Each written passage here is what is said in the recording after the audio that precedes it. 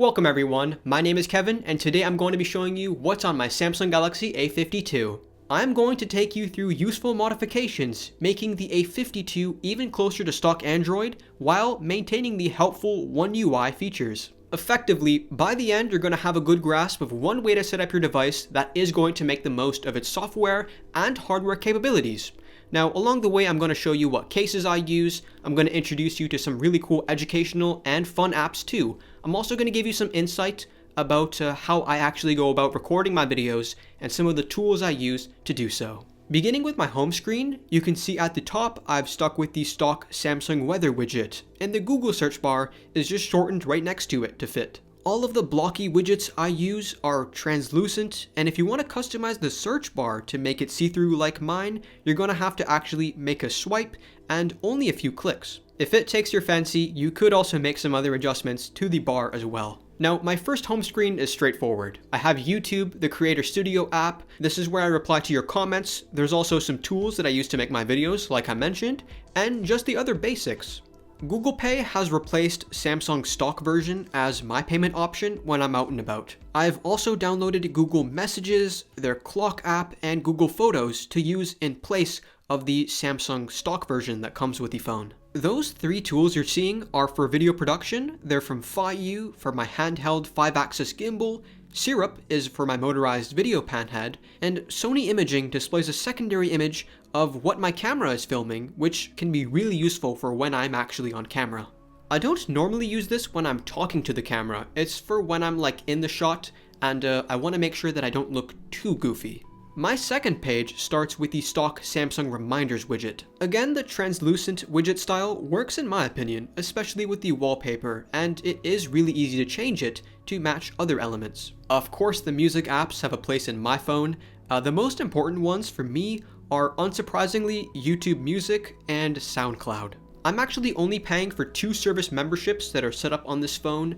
YouTube Music is one of them because YouTube's recommendations for the songs are just really good. They're phenomenal, actually.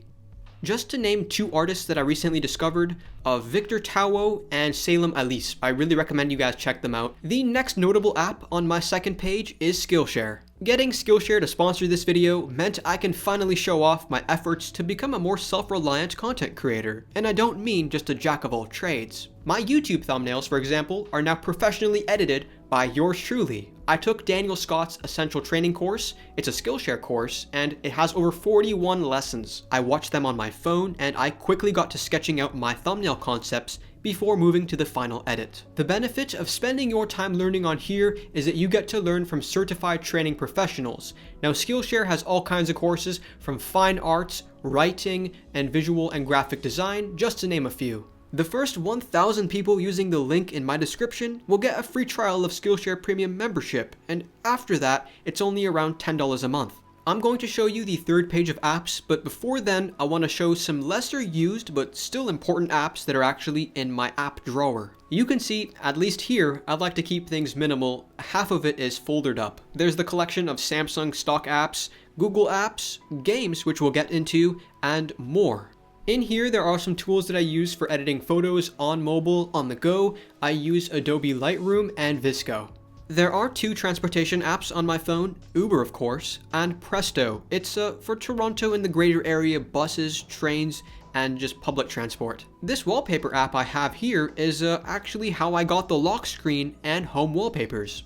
They are stock Samsung wallpapers, which might have confused you a little bit because they're actually from the Galaxy S21, and believe me, it is really confusing for me, especially because I have the exact same setup on the S21, and the only reason why I use this wallpaper on the A52 is because it really just blends in well with the widgets being translucent, and also my pick for the home icons. The background just blends in well with the overall color scheme.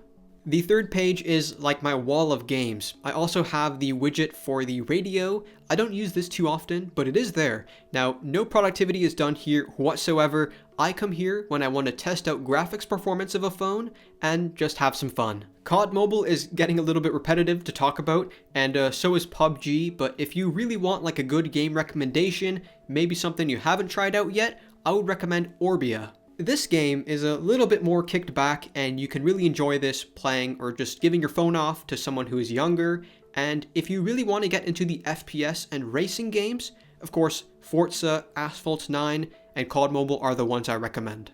So now I wanted to focus in on those software optimization tips and tricks that I use on almost any new Samsung Galaxy device. The first one is going to be so that we can speed up the fingerprint scanner. First, head to the settings. Then, biometric security.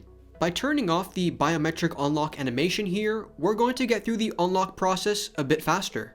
Let's go a step further. I'm going to find the apps menu in settings. Here, I am going to click special access, then optimize battery usage. Search for biometrics, and then let's turn this off. This is a pesky feature, and without it, it'll be a little bit faster. With these two features disabled, we're now able to get unlocked and, into the home screen a lot faster. Now put this next to a phone that has a physical fingerprint scanner, and it'll be the same speed, if not faster.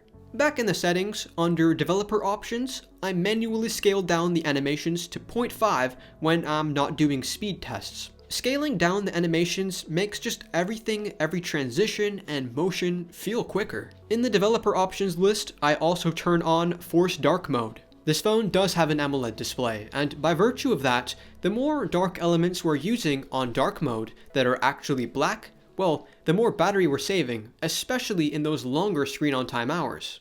Again, in the settings, under motions and gestures, I have enabled lift to wake as well as double tap to turn on and turn off screen. Now there's hardly any need to reach and press the power button.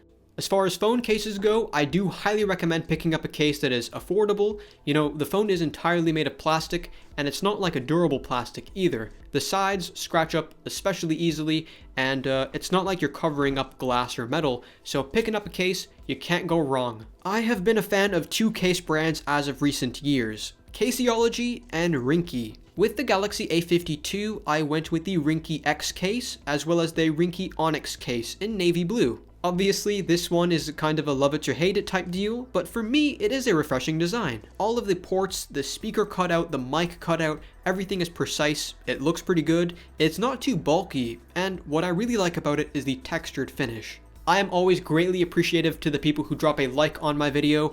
I've already posted the Galaxy A52 hands-on video, I've already compared it to the A51, so next up we're going to do more comparisons, ultimately leading up to the phone dedicated review. I'm going to take my time with that one and make sure that I'm giving you guys, a high effort, fully comprehensive A52 review. A great big thank you to everyone who is coming back to the new videos, commenting on each one. It is ultimately because of you that I'm spending more money buying phones more recently, and I want to do videos more, consistently on my channel. So that's it for today. I'm going to see you guys soon. Bye for now.